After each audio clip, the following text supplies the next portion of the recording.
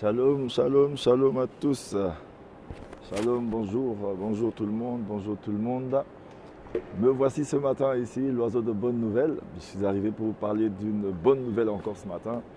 Aujourd'hui est une nouvelle journée, une journée merveilleuse. Je sais que cette journée, le Seigneur nous l'a faite. C'est pour que nous puissions lui rendre grâce, nous puissions le bénir, lui rendre grâce.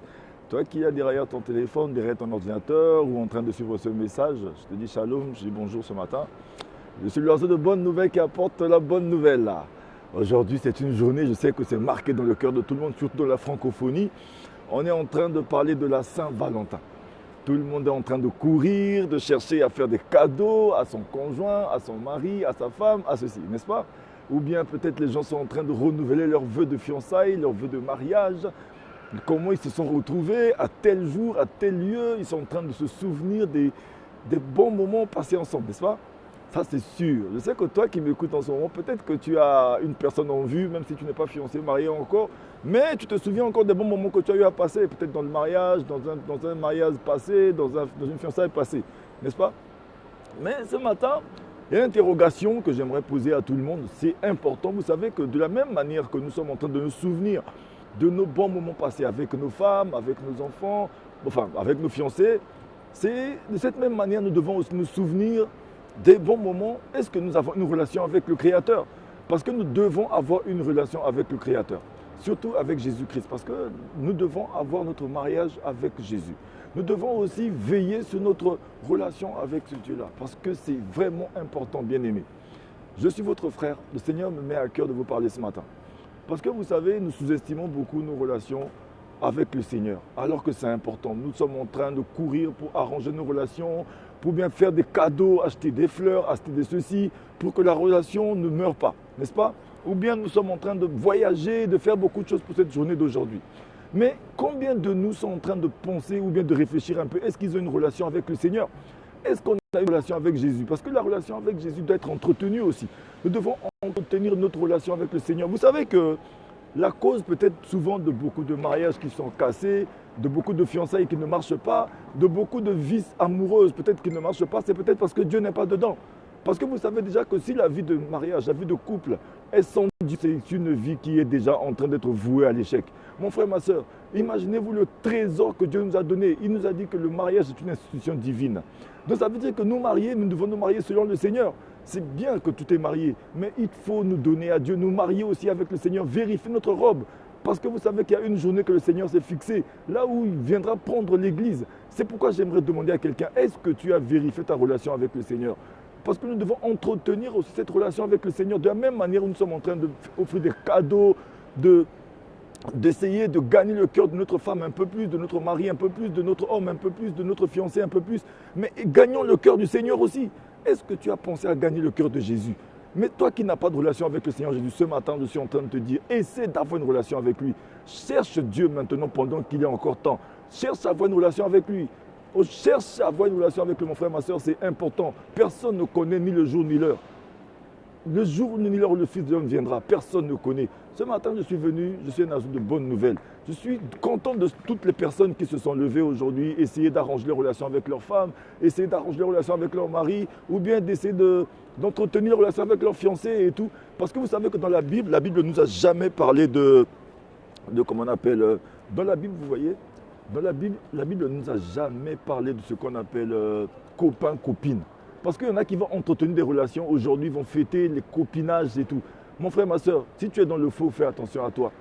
Le mariage est une institution divine. Le Seigneur ne nous a jamais parlé de copain, copine. La Bible nous parle de fiancé. Peut-être fiancé, ça va. Nous parle de mari et femme. Donc ça veut dire que le fiançailles nous permet de nous préparer pour entrer dans le mariage. Donc ça veut dire qu'aujourd'hui, mon frère, si tu vis dans cette relation, là où cette relation, tu sais personnellement dans ton cœur que tu vis une relation de péché, sors de cette relation. Il est encore temps de sortir de là. Parce que le mariage, c'est une institution du Seigneur. On ne peut pas être, ce n'est pas une convention humaine, c'est une institution divine. Donc c'est pourquoi aujourd'hui, mon frère, ma soeur, si tu vis dans une relation, là où tu sais personnellement que tu es en train de briser la loi du Seigneur, sors de cette relation. Il n'est pas tard pour toi. Essaie d'arranger ta relation avec le Seigneur, il arrangera ta relation aussi. Arrangeons notre relation avec le Seigneur, c'est important. Mais avant que je puisse quitter, j'avais un message que je voulais partager avec tout le monde. Je vais lire un texte parce que je ne peux pas vous laisser comme ça. C'est la bonne nouvelle, l'oiseau de bonne nouvelle, il faut que je vous apporte quelque chose. Je vais lire la bonne nouvelle du Seigneur aujourd'hui. Même si je suis en retard pour aller au travail, c'est pas grave, mais de partir d'abord la bonne nouvelle. Je vais lire un passage dans le livre de Acte 1. Vous prendrez dans votre Bible, vous lirez Acte 1, à partir du verset 6. Je vais lire rapidement, qui dit ceci. Alors que les apôtres étaient réunis, ils demandèrent à Jésus, Seigneur, est-ce à ce moment-là que tu rétabliras le royaume pour Israël? Il leur répondit. Je vais d'abord m'arrêter ici pour parler un instant. Vous savez, dans l'agenda du Seigneur, le jour le plus important, c'est le jour de l'enlèvement. C'est pourquoi nous devons nous préparer tous les jours pour ce jour. C'est comme aujourd'hui, tu es en train de te préparer, de te souvenir, de commémorer ta relation avec ta femme, avec ton épouse, avec ton mari, avec ta fiancée. Tu commémores, tu es en train de mettre, par exemple, de commémorer cette journée-là où vous êtes rencontrés. Est-ce que tu es en train de commémorer la journée du Seigneur? Parce que vous savez que nous savons tous que le monde va finir. Mais est-ce que nous avons préparé la fin de ce monde? Nous avons préparé notre départ parce que nous devons vivre éternellement. Le Seigneur a déposé dans le cœur de l'homme la pensée de l'éternité. Ce n'est pas du mytho, ce n'est pas des paroles en l'air, c'est vrai. Ce monde court vers sa perte et vers sa fin. Regardez, les disciples de Jésus ont demandé à Jésus. Ils ont dit, alors que les apôtres étaient réunis avec lui, ils demandèrent, Seigneur, est-ce à ce moment-là que tu rétabliras le royaume pour Israël? Et regardez la réponse de Jésus. D'Israël, il leur répondit, ce n'est pas à vous de connaître les temps ou les moments que le Père a fixé de sa propre autorité. Vous savez, dans l'agenda du Seigneur, le jour le plus important, c'est le jour de l'enlèvement. Personne ne connaît ni le jour ni l'heure où le Fils de l'homme reviendra chercher le monde. Il a caché ça précieusement. Personne ne le connaît. C'est son jour le plus important. C'est le jour le plus important dans l'agenda du Seigneur. Donc ça veut dire que ton éternité appartient à Dieu. Il ne veut pas que tu ailles dans le feu de l'enfer par juste un plaisir de quelques minutes, par une relation bizarre. Tu préfères entretenir une relation de péché avec un homme, avec une femme, étant donné que tu sais que demain tu partiras en enfer. Mon frère, ma soeur, ce n'est pas tard de sortir de là.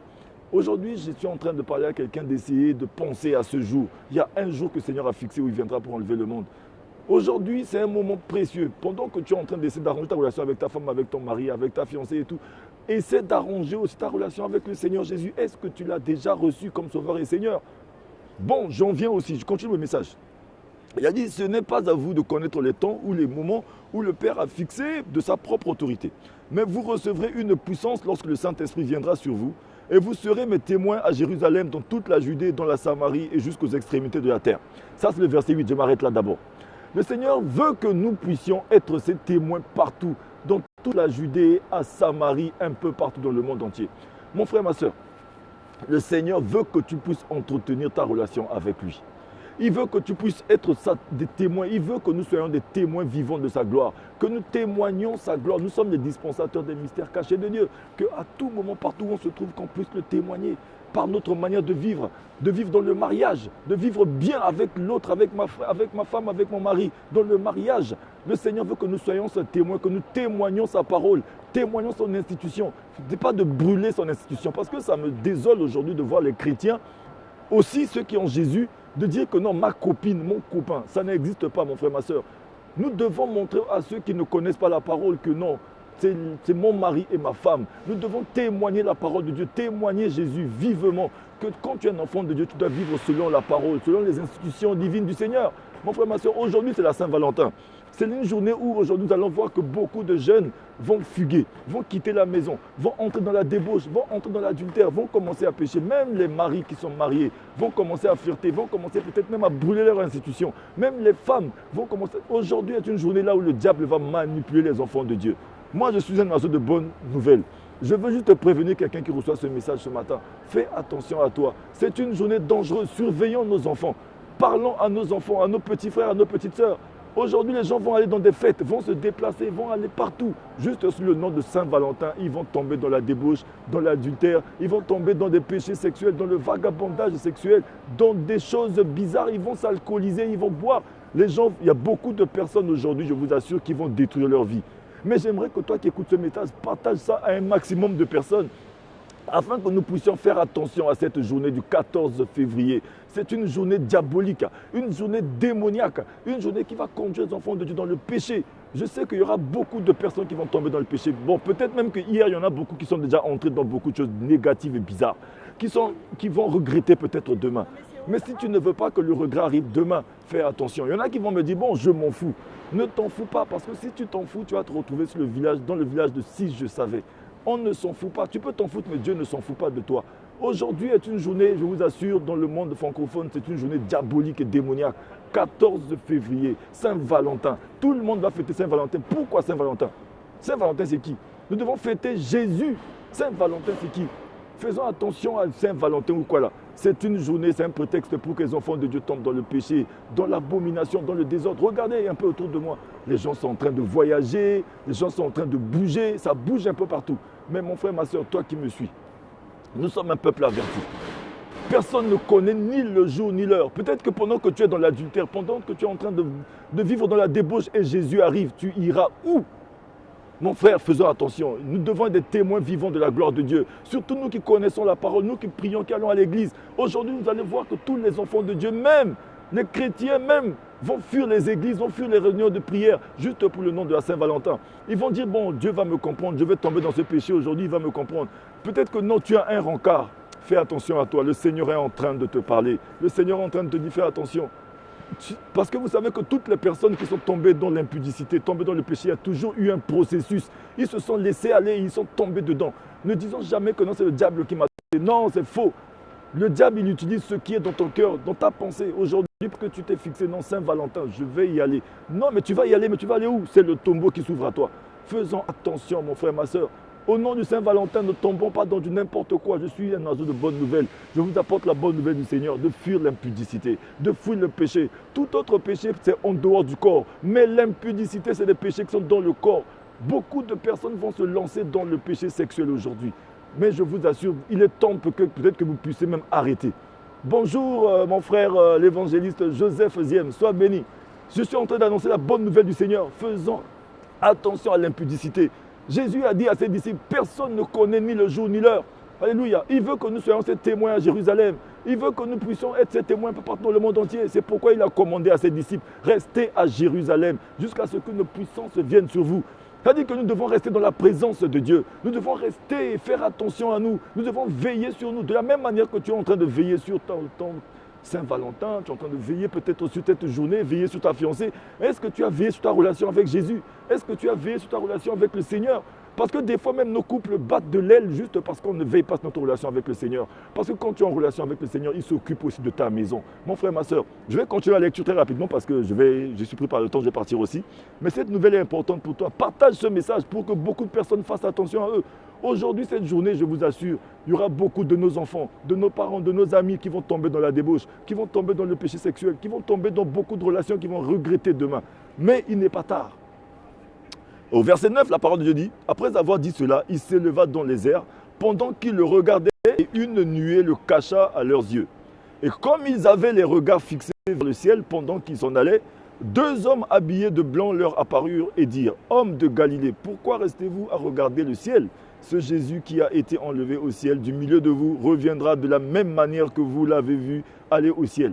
Vous savez, lorsque les disciples étaient en train de voir Jésus monter, à ce moment-là, un ange leur apparut, leur dit, pourquoi regardez-vous au ciel?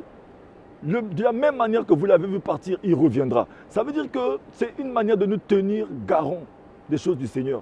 C'est une manière de nous dire, de nous tenir en éveil, de faire attention. Le Seigneur veut que nous soyons vigilants.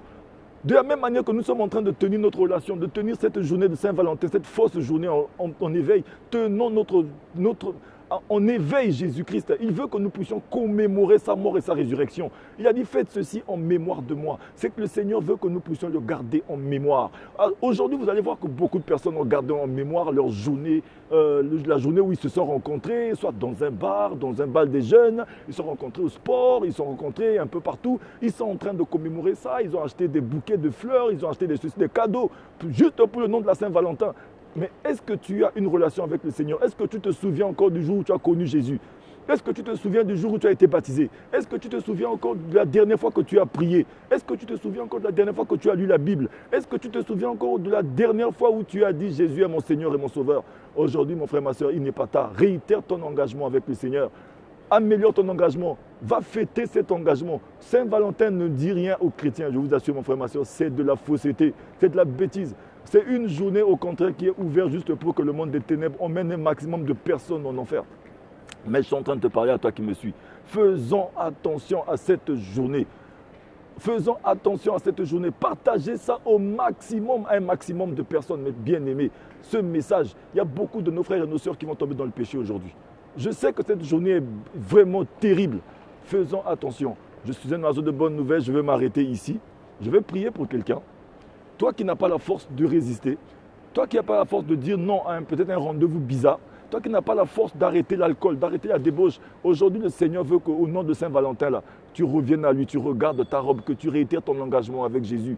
Vous savez que j'en profite pour parler aux couples qui sont mariés et qui sentent que leur amour est en train de battre de l'aile, ou bien des couples, des fiancés peut-être là où ils sentent que non, le cœur commence à s'écarter, c'est qu'il y a quelque chose qui est derrière. Le monde des ténèbres est en train de se battre terriblement pour qu'il y ait division dans les couples.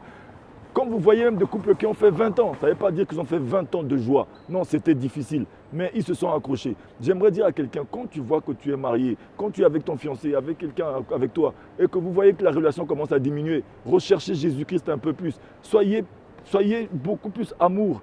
Ayez de la compassion. Ayez de la patience avec l'autre aussi. Vous avez essayé aujourd'hui, essayez demain.